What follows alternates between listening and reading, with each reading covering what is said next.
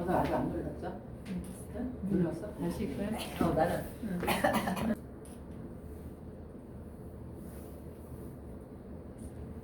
네, 예수소망교회 주일 예배 말씀 골로새서 3장 12절에서 17절까지 말씀으로 그리스도로 옷 입은 자라는 제목으로 말씀드립니다.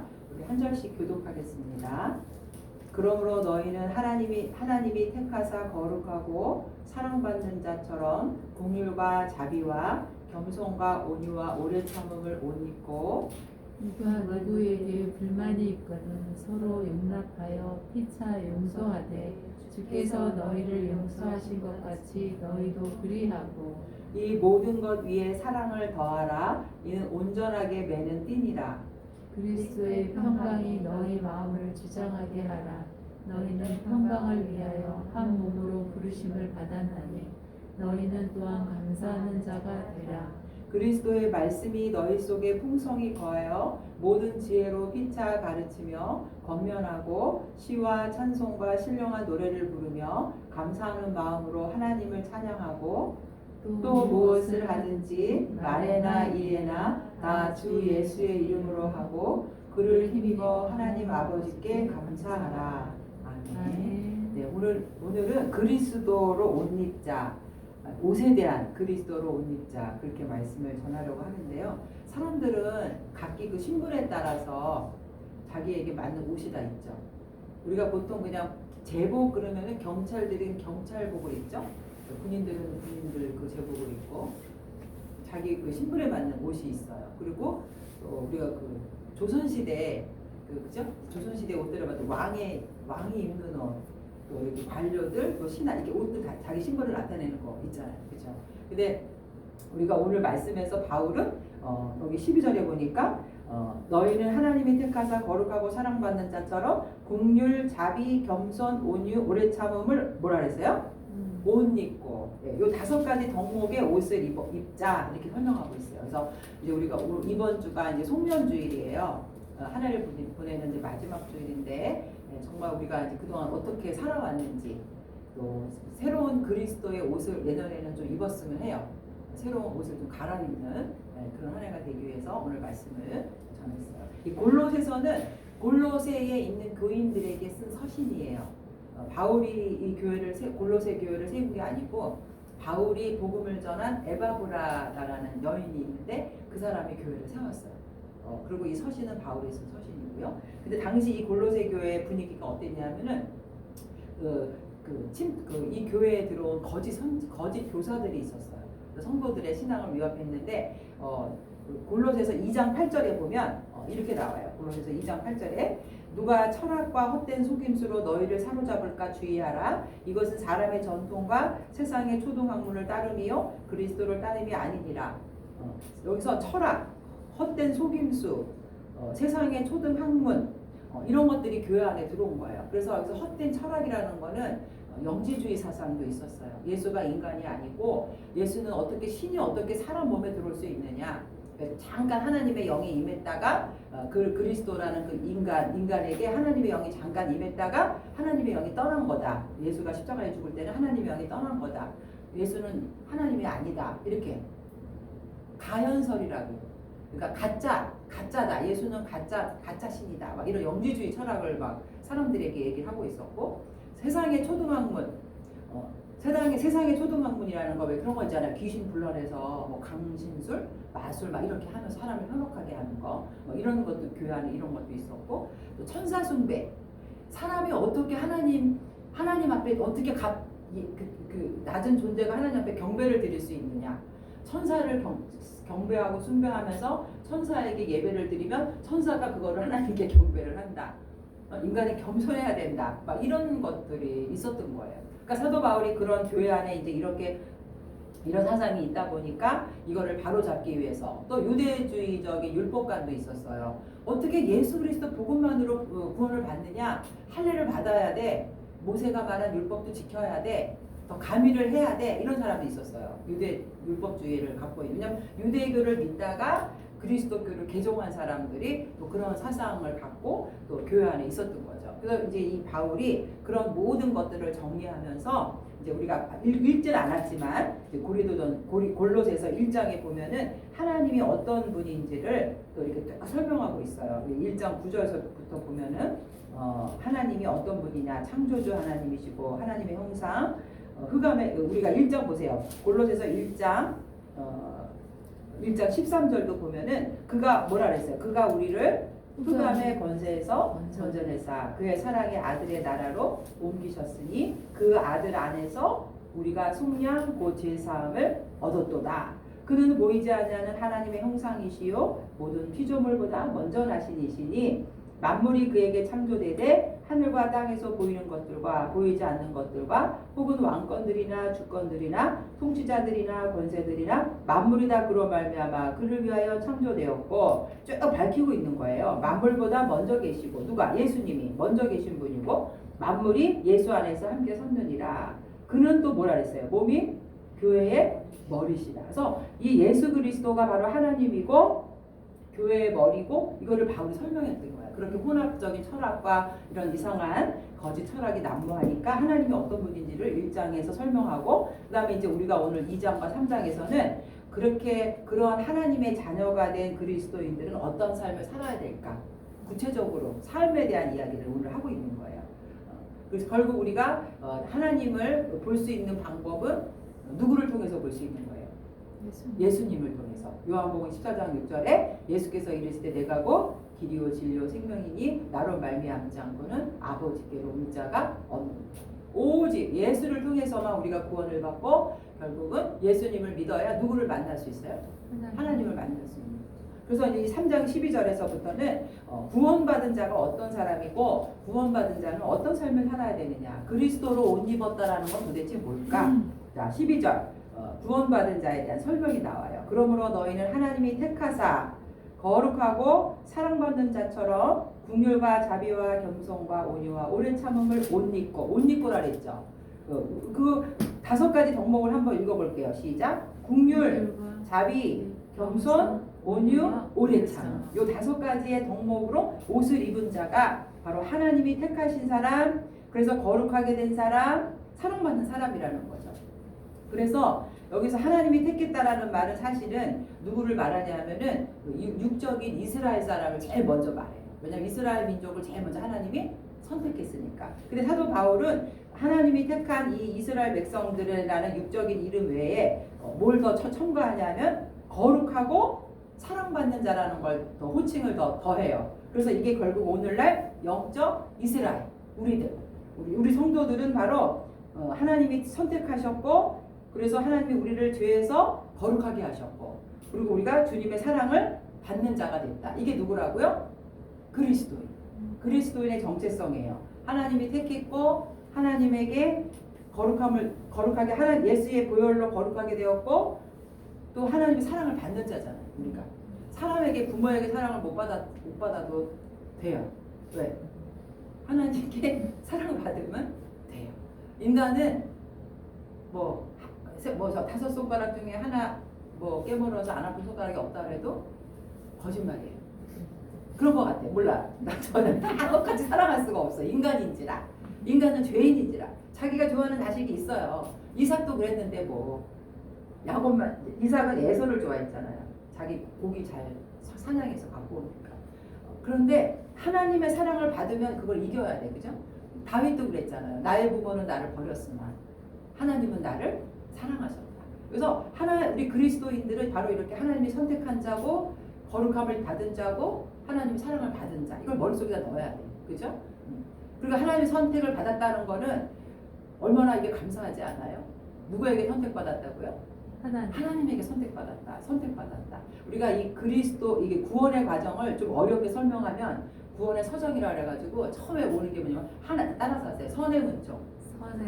하나님이 먼저 찾아오시는 거예요. 우리가 교회를 다녀도 내가 교회를 내 발로 걸어서 나왔어. 이게 아니라 눈에 보이지 않는 하나님의 은총이에요. 우리 발걸음을 인도한 선의 은총. 하나님 우리 찾아오셨어요. 그래서 우리가 그 복음을 듣고 우리가 뭐를 해야 되냐면은 회개를 해야 돼요. 내가 죄인이구나. 선의 은총, 회개. 그 다음에 뭐예요? 칭의. 그래 너는 나를 믿었으니까 너 죄를 용서해 줄게. 넌 죄인이 아니야. 의인으로 인정해 주는 걸 칭이라 그래요. 그 다음에는 중생이 있어요. 중생. 거듭나는 거예요. 하나님 예수님을 믿고 성령으로 거듭나서 이제 하나님이 내 부모구나라는 거를 성령이 알려주는 거예요. 거듭남. 세상의 가치관을 버리고 이제는 하나님의 자녀가 돼서 살겠다. 거듭남. 중생. 그 다음에 뭐냐면은 성화. 이제 거룩해져야죠. 성화. 그 다음에는 또 의인. 완전. 그러니까 이게 완전히 100% 죄가 없는 게 아니고 그냥 하나님이 인정해 주는 거예요. 다른 사람들보다 그래도 많이 노력했다. 너 정도면 완전해. 이렇게 하나님이 완전.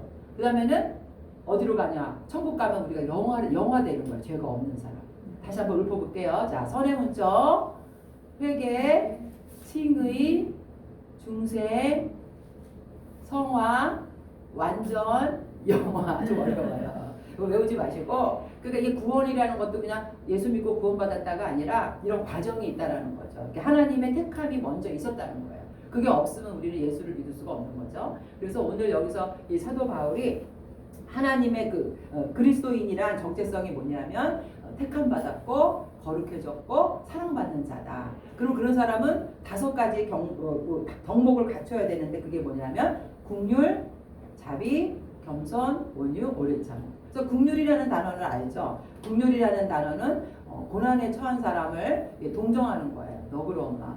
자비라는 말은 성품 자체가 친절한 거예요. 부드럽고. 겸손, 하나님과 사람 앞에서 자기를 좀 낮추는 거죠. 그리고 온유, 이건 회개한 사람이 갖는 마음의 부드러움이에요. 온유하다는 말. 그 다음에 오래 참음은 복수하지 않고 오래 참는 거예요. 이게 힘들죠. 복수하지 않고. 복수를 누구에게 맡기는 거예요? 하나님께 맡겨요. 그래서 이게 참 힘들어요. 이런 성품을 갖고 있는 자가 누구냐면 바로 이제 그리스도로 옷 입은 자다. 이제 바울이 이렇게 얘기를 하고 있죠.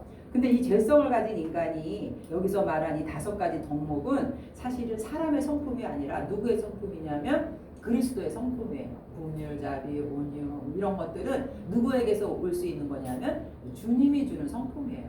성령으로. 우리가 예수를 믿고 죄성을 버리고 성령이 충만하면 내 속에 있는 성령이 나를 어떻게 변화시키는 거예요? 여기 변화시키는 거예요. 자비롭고 불쌍한 사람 보면 도와주고 싶고 그래서 이 거듭난 자만이 이런 성품을 가질 수가 있어요. 이게 인간의 죄성을 가진 인간이 예수님을 안 믿고 이렇게 할 수 있는 거는 아닌 거죠. 그래서 우리가 성령의 죄성을 버리고 회개를 해야 내 안에 성령께서 나를 그렇게 인도할 때 우리는 뭐만 하면 되냐면 순종만 하면 이런 열매를 맺을 수 있어요. 성령의 9가지 열매 아시죠? 갈라디아서 5장. 성령의 열매라는 단어가 영어로 fruit of spirit, 성령의 열매 단수예요. 그리고 사랑, 온유, 거기 성령의 9가지 열매가 왜 단수일까? 이게 성령이 혼자 성령의 역할이라는 거예요. 성령이 이 많은 열매를 혼자서 역사하기 때문에 단수를 썼어요. 이 많은 열매도 누가 한다고요? 성령이 맺게 하는 거라. 그래서 단수예요. 그래서 우리가 성령 충만하면 이 9가지 열매를 삶 속에 맺을 수 있다는 거죠. 그래서 사도 바울이 이런 긍휼, 자비, 겸손, 오래참 이런 것들을 갈라디아서 3장 27절에 옷이라는 단어를 표현했어요. 누구든지 그리스도와 합하기 위하여 세례를 받는 자는 그리스도로 옷 입었느니라. 그래서 우리가 이런 주님의 자녀가 된다는 것은 뭐라고요? 다 같이 그리스도로 옷 입은 자. 네, 우리가 막 뭐 민크털 몇백만 원짜리 그거 입지 마세요. 동물 죽이는 거야. 뭐를 옷 입어요?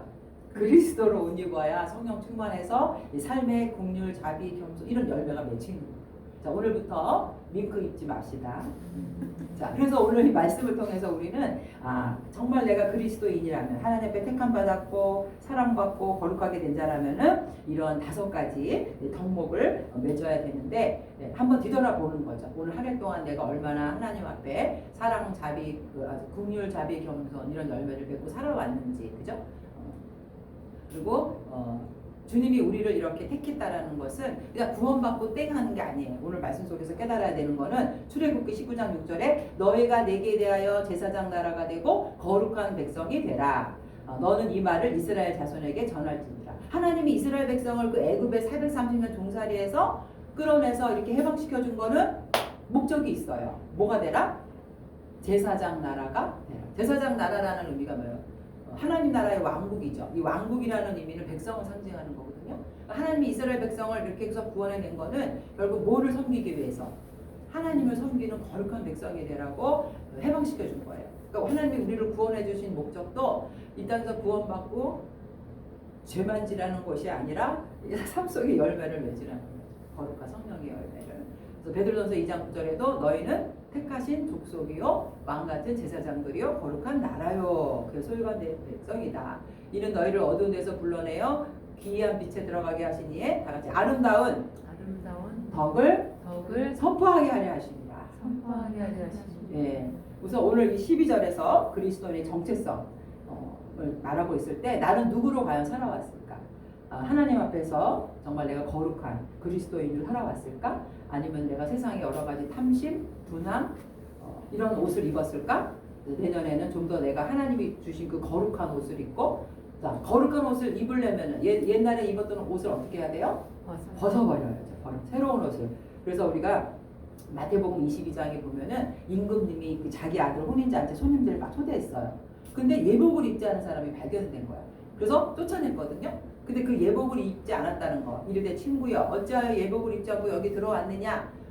아무 말도 못하거늘 임금이 사원들에게 말하되 그 손발을 묶어 바깥 어두운데 내던지라. 거기서 슬피 울며 이를 갈게 되리라. 그러니까 왕의 그 아들 혼인잔치에 초대했다는 거 천국을 말하는 거예요. 천국잔치에 들어가려면은 예복을 입어야 돼.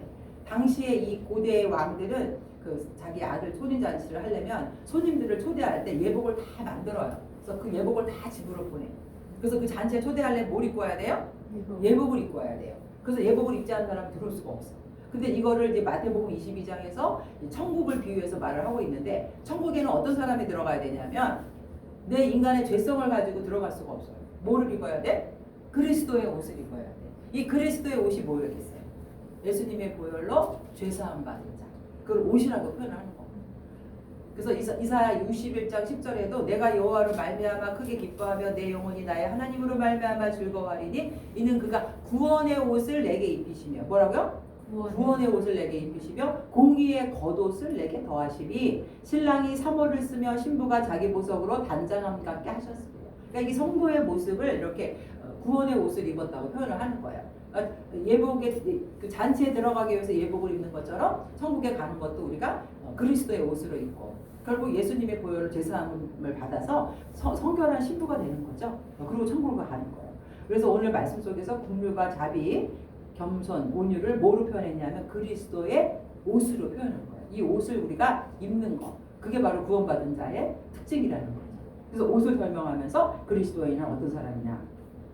자 14절부터 15절은 이렇게 그리스도의 옷을 입은 자는 어떤 사람이냐면 성도들과 서로 용서하고 사랑하는 사람이에요. 13절 보세요. 누가 누구에게 불만이 있거든 서로 용납하여 피차 용서하되 주께서 너희를 용서하신 것 같이 너희도 그리하고 뭐 하라고요?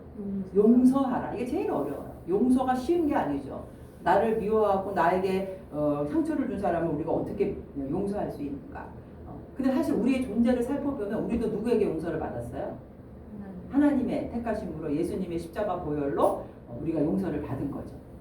그래서 이 용서 받았다는 거를 뭐를 전제하고 있냐면은 용납하여 피차 용서하되 뭐가 전제되어 있다고요? 자, 용서하되 그 다음부터 읽어볼게요. 주께서 너희를 용서하신 것 같이 너희도 그리하고 바로 전제가 뭐냐면 주님이 나를 용서하셨다는 거예요. 구약에서부터 보면은 그 속죄제, 번제 그 하나님께서 이스라엘 백성들에게 그걸 가르쳐 주셨거든요. 제사 드리는 방법을 뭐 양을 잡아서 어떻게 하라. 계속 그 제사 드리는 방법을 가르쳐 주셨어. 제사는 왜 드리는 거예요? 동물에다가 내 죄를 대신 안수하고 드리는 거죠. 그 제사법을 알려주셨고 결국에는 누구를 이 땅에 보내주셨어요. 예수님을 통해서 십자가에도 그 제물 대신 예수님이 돌아가신 거예요. 십자가의 길을 가르쳐 주셨어. 이거 왜 이랬을까? 결국 인간이 어떤 존재라는 거예요? 죄인이고 용서받아야 될 존재라는 걸 하나님이 아셨기 때문에 그 방법을 알려주신 거예요. 속죄제, 번제, 그 동물에다가 안수하면서 아이고 하나님 잘못했습니다. 제가 죽어야 되는데 얘가 죽습니다. 동물에다가 이렇게 안수하면서 그거 왜 가르쳐 주셨어요? 뭐를 없애기 위해서? 죄를 없애기 위해서. 하나님은 거룩하신 분이기 때문에 죄를 갖고 만날 수가 없는 거예요. 그래서 피차 용납하라는 거는 주님이 그렇게 너희에게 계속 구약에서부터 죄를 없애는 방법, 제사법을 가르쳐 주시고 용서한 것처럼 너희는 죄인이야. 너희들은 용서받아야 될 자들이야. 그러니까 서로 옆에 사람을 보면서 뭐라 그래요? 불쌍히 여기라는 거예요. 나도 다 따라서 나도 죄인, 나도 죄인. 너도 죄인, 나도 죄인. 다 죽어야 돼요, 죄인. 서로 용서하라는 거. 근데 사람들은 내가 무슨 죄를 졌어? 나는 죄인 아니야. 막 이럴 때 있어요. 그렇죠? 그러니까 죄라는 걸 모르니까. 죄라는 것이 뭐 이게 무슨 나라의 법적으로 뭐 도둑질하지 않고 뭐 이것만 죄가 아니라 죄라는 단어가 하말티아라 해서 그 관역에서 화살을 쐈을 때 벗어나는 거를 죄라 그러거든요. 그러니까 하나님이 죄라고 할 때는 하나님의 말씀에서 벗어난 게 죄라는 거죠. 그럼 우리가 하나님의 말씀을 다 지키지 못하잖아요. 그럼 우리가 죄인인 거죠. 미워하지 말고 용서하라 그랬는데 뭐 하루에 남편 한 5번 미워하고 자식 1번 미워하고 하루에 6번만 그렇게 죄를 져도 1년이면 어마어마한 거잖아요. 그러니까 죄를 안 지고 살 수가 없어요. 그러니까 서로 피차 용납하고 그 대신 그리스도께서 너희를 용서하셨으니까 피차 용서를 해야 된다. 그래서 우리가 마태복음 18장에도 보니까 10,000달란트 빚을 진 사람이 있었어요. 도저히 갚을 수가 없었어. 그러니까 주인한테 가서 나 도저히 못 갚겠습니다. 그러니까 그래, 너가 도저히 못 갚으니까 내가 용서해 줄게. 그래서 이제 10,000달란트를 용서받았는데 지나가다가 100데나리온 조금 자기한테 빚진 자를 만났어. 그러니까 이 사람은 화가 나가지고 이 100데나리온 빚진 사람을 가다가 감옥에 가둔 거야. 자기는 10,000달란트를 사면을 받았는데 그러니까 동네 사람들이 가서 일렀어. 아니 너는 내가 10,000달란트를 삭감해줬는데 넌 네 친구 그 100데나리온도 용서를 못해? 너 다시 감옥에 가. 이렇게 했거든요. 그러니까 내가 정말 내 죄를 주님 앞에 용서받았다면은 상대방이 나한테 잘못한 걸 어떻게 하라는 거예요? 용서해 주라는 거죠. 용서해 주라. 그래서 정말 7번 베드로가 7번만 용서해 주면 되겠습니까? 그러니까 하나님 예수님이 뭐라냐면 7번씩 70번씩이라도 용서를 끊임없이 용서를 해라. 그러면서 어차피 인간은 죄인이기 때문에 용서를 받아야 되는 존재라는 것을 이제 깨달아는 거죠. 그래서 로마서 3장 23절에도 모든 사람이 죄를 범하였으니 하나님의 영광에 이르지 못하였더라. 그래서 이 교회 공동체도 역시 서로를 용납하고 그렇게 용서해야 평강을 유지할 수가 있는 거죠. 그래서 그 평강이라는 거는 여기서 13절에도 이렇게 용서했을 때만 14절에 이 모든 것 위에 사랑을 더하라. 이는 온전하게 맺는 띠니라. 용서해 주셨을 때 이렇게 우리가 사랑을 그 용서 가운데 이 사랑이 충만해야 된다는 거죠. 용서를 할 수 있는 이유는 이 사랑 때문에 용서가 되는 거잖아요. 그죠? 그 영혼을 사랑하지 못하면 용서할 수가 없는 거죠. 그래서 사랑을 할 때에 그 다음에 15절에 평강이 임하는 거예요. 그리스도의 평강이 너희 마음을 주장하게 하라. 평강이라는 거는 바로 예수님이 이것 때문에 오셨다는 거죠. 우리에게 평안을 주시기 위해서. 그리고 요한복음 14장 27절에도 평안을 너희에게 끼치노니 곧 나의 평안을 너희에게 주노라. 내가 너희에게 주는 것은 세상이 주는 것 같지 않다. 자, 이 참 평안은 누구만 줄 수 있는 거예요? 예수님만. 세상 사람에게는 평안을 얻을 수가 없어요. 그래서 내 안에 마음이 평안해야 남도 용서가 되는 거지. 내가 막 내 안에 막 죄성이 있어서 내가 막 갈등을 일으키고 힘든데 남을 용서할 수 있다? 없다. 내가 주님께 용서받았으므로 평안을 유지할 때, 내 마음이 평안할 때 그 사람도 용서가 가능한 거야. 그리고 이 사랑이 왜 중요하냐? 고린도전서 13장 보니까 13장 13절에 믿음, 소망, 사랑 이 세 가지는 항상 있을 것인데 그 중에 제일은 뭐라고요? 사랑이라는 거예요. 그러니까 믿음도 필요하고 소망도 영원하지만 더 뛰어난 것이 바로 사랑이에요. 왜 그러냐면 사랑을 소유한 자는 이미 예수님을 믿었고 또 천국에 대한 소망도 있는 자예요. 사랑이 있는 자만이 이 모든 것, 믿음과 소망도 이미 그거를 갖고 있는 자이기 때문에 이 사랑이 모든 것을 완성시키는 거라는 거죠. 결국 이 모든 것들이 내가 내 안에서 사랑과 용서와 이게 나오는 게 아니라 뭐라고요? 하나님이 우리를 성령께서 인도하셔야 돼요. 또 말씀의 능력으로 우리가 변화될 때 이걸 할 수 있어요. 하나님의 말씀과 은혜가 나를 이렇게 사랑이 많고 용서할 수 있고 또 5가지 그 덕목도 실천하게 하는 거지. 죄성을 가진 인간이 이거를 하나님을 믿지 않고 이걸 할 수 있다? 없어요. 내가 하는 게 아니라 누가 한다고요? 하나님의 은혜, 하나님의 말씀. 이것이 우리가 변화될 때 이렇게 우리가 그리스도의 옷을 이제 입을 수 있다라는 거죠. 왜냐하면 요한에서 4장 8절에도 사랑하지 아니하는 자는 하나님을 알지 못하나니 이는 하나님 사랑이라. 하나님의 사랑이 우리에게 이렇게 나타난 바 되었으니 하나님이 자기의 독생자를 세상에 보내심은 그로 말미암아 우리를 살리려 하십니다. 사랑은 여기 있으니 우리가 하나님을 사랑한 것이 아니요. 누가? 하나님이 우리를 사랑하사 우리를 죄를 속하기 위해서 화목제물로 그 아들을 보내셨어요. 자, 주님의 사랑 때문에 우리가 사랑을 할 수 있는 거예요. 자, 한 해 동안 내가 얼마나 이웃을 용서했을까? 시기, 질투, 미움, 비방 이런 것보다 내가 용서하기를 더 좋아했을까? 그래서 지금 내 마음에 평강이 넘칠까? 한번 생각해보는 시간이 가졌으면 좋겠어요. 평안은 아무에게나 주어지는 게 아니에요. 내 안에 평화가 주님으로부터 받아야 그 평안을 사람들에게 줄 수 있는 거죠. 내가 평안이 없고 내가 사랑이 없는데 어떻게 줄 수가 있겠어요? 독생자 예수를 십자가에 내어주기까지 인간을 사랑하신 그 사랑, 그게 내 안에 충만할 때 우리가 그것을 사람들에게도 나눠줄 수 있다는 거죠. 그 다음에 이렇게 용서하고 사랑하면서 내 마음에 평안이 넘칠 때 어떤 현상이 벌어지냐. 15절 그리스도의 평강이 너희 마음을 주장하게 하라. 너희는 평강을 위하여 한 몸으로 부르심을 받았나니 너희는 또한 감사하는 자가 되라. 자, 이 평강이라는 단어는 우리가 예수님이 우리가 하나님과 원수지간일 때 예수님이 한복제물이 되심으로 하나님과 인간의 관계가 평화가 됐죠. 그 평강을 여기서 말하는 거예요. 그 평강이. 그러니까 예수님을 믿음으로 평강이 없는 사람은 평강을 가질 수가 없어요. 아무리 세상에 억만 돈을 주어도 이 평강은 소유할 수가 없어요. 내 심령이 평안하려면은 예수님이 주는 평안을 내 안에 누려야 되는 거죠. 그래서 그렇게 평강이 임할 때 그리스도 중심의 예배를 드릴 수 있는 거예요. 16절과 17절은 이렇게 주님의 사랑과 감사가 있는 사람들이 감사하는 삶, 또 가르치는 삶, 찬양하는 삶이 될 수 있다. 그래서 뭐라 그랬냐면 그리스도의 말씀이 너희 속에 풍성히 거하여 모든 지혜로 피차 가르치며, 피차라는 말이 중요하죠. 서로가 가르치는 거예요. 교회 안에서 일방적으로 어떤 사람에게만 배워야 하는 게 아니라 서로가 배우는 거죠. 서로가. 왜냐하면 사람의 은사가 다 다르기 때문에 자기가 은혜 받은 거를 서로 얘기하고 시와 찬송과 신령한 노래를 부르고 감사하는 마음으로 하나님을 찬양하고, 이 찬양과 가르치는 삶이 바로 하나님이 기뻐하는 삶이 되는데 이 결과론적이에요. 사랑과 용서가 있고 그리스도로 옷 입은 자는 반드시 삶의 열매가 예배로 나타나는 거예요. 우리가 예배 공동체.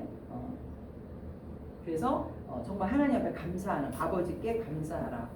정말 나의 예배를 말하는 거예요. 한 해 동안 내 예배가 정말 진실했을까? 평강과 감사로 주님께 예배를 드렸을까? 이 평강과 감사라는 이 거룩한 옷을 입고 사랑의 띠를 메고 이런 것들이 다 하나님이 기뻐하시는 거예요. 그래서 우리가 이렇게 오늘 사도 바울이 말한 이렇게 그리스도인이란 하나님이 택한 자고 거룩하게 한 자, 사랑받는 자, 이런 그 그리스도의 정체성이 있다면은 바로 긍휼과 자비와 겸손과 온유, 이러한 옷을 입은 자고 또 서로 용서하고 사랑하고 그래서 내 마음에 평강이 넘쳐서 결국은 감사할 때 하나님께 진정한 예배를 드릴 수 있게 돼요. 그래서 그리스도의 말씀이 풍성히 거하고 성도들이 서로 가르치고, 왜냐하면 서로 다 은사가 틀리는데 지혜를 받으니까, 또 신령한 노래로 하나님 앞에 영광을 돌리게 돼요. 이게 바로 그리스도를 닮아가는 자, 구원받은 자의 삶이라는 거죠. 그래서 우리가 그 시편에 보면은 다윗이 그렇게 하나님을 찬양했잖아요. 그 삶 속에서 하루에 7번씩 찬양합니다. 이렇게 감사. 이게 삶의 결과예요. 예배를 이렇게 드리려면은 먼저 자신의 삶 속에서 용서와 사랑과 이 심령이 평안하고 이래야 예배를 드릴 때 하나님이 그 아벨의 제사를 받은 거지, 속에서 부글부글 미움과 시기 질투 죄가 있는데 가인처럼 그냥 농사 졌다 그래서 하나님 앞에 이렇게 헌금만 하고 이게 예배가 아닌 거예요. 그냥 그 사람의 삶이 예배인 거죠. 그래서 우리가 이 말씀을 통해서 결국 이렇게 내가 이렇게 자비와 온유와 겸손의 옷을 입게 되고 사랑과 용서하게 되고 또 평강과 감사를 하면서 그것이 결국 하나님 앞에 드려지는 올 한 해의 그 예배가 되었다면, 정말 예배가 되는 거라면 올 한 해 내가 얼마나 진실된 예배를 드렸고 또 내가 누구로 살아왔을까, 내가 또 얼마나 용서를 했을까 한번 살펴보면서 주님이 기뻐하지 않는 그런 옷이 있었다면 어떻게 한다고요? 그 옷을 벗어버려. 또 주님께 받은 용서와 사랑을 누구에게는 베푸는 사람, 또 주님 안에서 얻은 그 평강과 감사를 또 전하는 사람, 또 교회 안에서 감사와 찬양이 넘치는 예배를 하나님이 기뻐 받으시는 예배를 드리는 그런 옷을 우리 모두가 입기를 주님의 이름으로 축원드립니다. 아멘. 기도하겠습니다. 하나님, 이제 한 해 마지막 주일 송년주일을 보내면서 우리가 정말 그리스도인으로서 구원받은 자로서 주님 앞에 선택함을 받고 사랑받고 또 거룩함을 받은 자라면 정말 주님이 기뻐하시는 삶을 살았는지 한번 되돌아보게 됩니다. 서로 용서하고 또 사랑하고 또 그러므로 내 마음에 평강과 감사가 넘쳐서 시와 찬미와 신령한 노래로 하나님께 예배드릴 수 있는 그런 복된 자들이 주님 되게 하여 주시옵소서. 내년에는 더욱더 주님이 기뻐하시는 그리스도로 옷 입는 자 되게 하여 주시길 원하며 예수님의 이름으로 기도합니다. 아멘.